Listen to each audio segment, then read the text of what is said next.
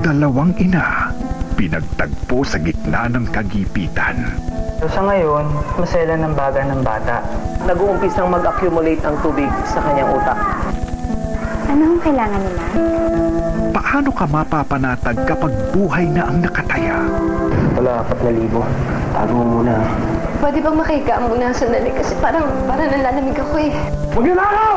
Kurt, ulitin yung babae niyo, magnanakaw yan! Pareho tayong ina. Parehong importante yung buhay ng mga anak natin. Higit pa sa buhay natin.